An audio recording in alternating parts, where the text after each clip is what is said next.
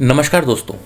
तो आज मैं आपसे ये सवाल पूछता हूँ कि आज के समय में जब आप मार्केट जाते हैं कुछ भी शॉपिंग करने के लिए और आपके सामने ढेर सारी चॉइसेस होती हैं, तो क्या आप खुश होते हैं या परेशान होते हैं? एक सेकंड में बताइए। इंस्टेंटली शायद आपका रिएक्शन हो सकता है कि यार चॉइसेस से तो आदमी खुश ही होता है, पर ज़रा रुकिए, रियलिटी थोड़ी डिफरेंट है। तो आज के इस वीडियो में हम बात करेंगे एक बहुत ही इंटरेस्टिंग टॉपिक के बारे में। तो चलिए स्टार्ट करते हैं।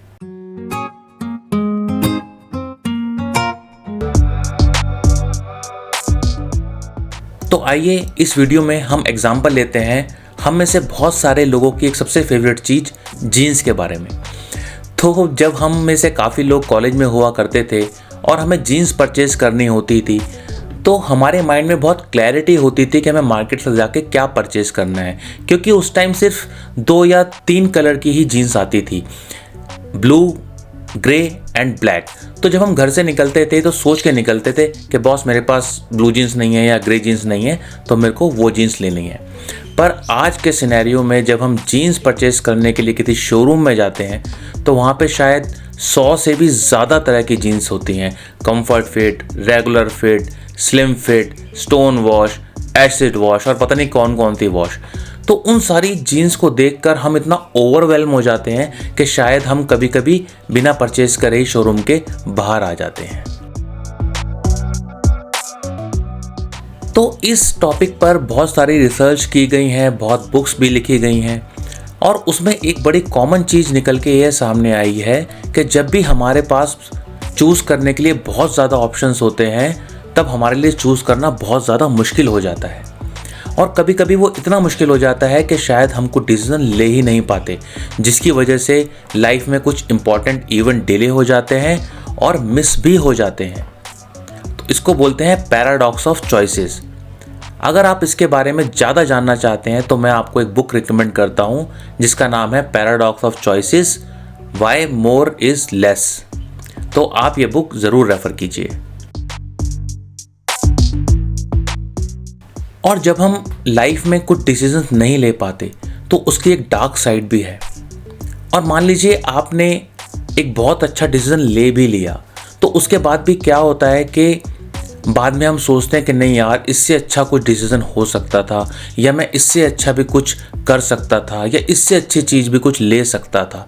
तो हम एक सेल्फ ब्लेम के मोड में चले जाते हैं और ये एक बहुत ख़तरनाक सिचुएशन है, क्योंकि एक अच्छा डिसीजन लेने के बावजूद भी आप खुश नहीं हैं।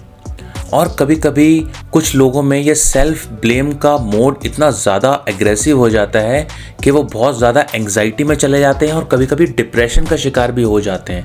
और अगर आप थोड़ा सा इस बारे में रिसर्च करेंगे तो आप ये पाएंगे कि आज के इस मटेरियलिस्टिक वर्ल्ड में पैराडॉक्स ऑफ चॉइस डिप्रेशन का बहुत बड़ा कारण है। लाइफ में चॉइसेस का होना कोई गलत बात नहीं है, पर उन चॉइसेस से हमारी लाइफ इम्पैक्ट नहीं होनी चाहिए।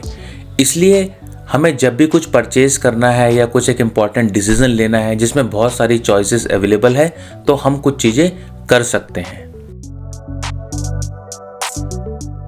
आप अपनी प्रायोरिटी और प्रेफरेंस के हिसाब से डिसाइड कीजिए कि आपके लिए सबसे ज़्यादा इम्पॉर्टेंट क्या है। आप अपने ऑप्शंस को शुरू से ही लिमिटेड करके चलिए। अगर आपके पास 10 चीज़ें हैं चूज़ करने के लिए, तो आप पहले ही उसमें से 2 या 3 चीज़ों को शॉर्टलिस्ट कर लीजिए, जिससे कि डिसीजन लेते समय आपके ऊपर ज़्यादा लोड ना पड़े, चॉइस ओवरलोड ना हो और आप ज़्यादा ओवरवेल्म ना हो जाएं। इसलिए आप शुरू से ही अपनी चॉइस को लिमिटेड करके चलिए। और जो एक सबसे इम्पॉर्टेंट फैक्टर है इस पैराडॉक्स ऑफ चॉइस से बचने का, वो है आपकी खुद की इंस्टिंक्ट।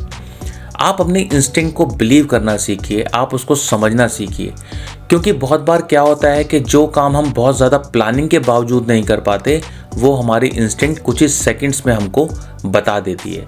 तो आप अपनी इंस्टिंक्ट पे बिलीव कीजिए और उसको समझने की कोशिश कीजिए। और ये मेरा पर्सनल एक्सपीरियंस है कि इंस्टिंक्ट पे बिलीव करके आप मैक्सिमम टाइम में ठीक डिसीजन ले पाएंगे। तो आई होप आज का ये कंटेंट आपको इंटरेस्टिंग लगा होगा और इन चीज़ों को फॉलो करके हम अपनी लाइफ की डिसीजन मेकिंग प्रोसेस को सिंप्लीफाई कर सकते हैं। आपने इस वीडियो को यहाँ तक देखा, उसके लिए धन्यवाद। मिलते हैं अगले वीडियो में।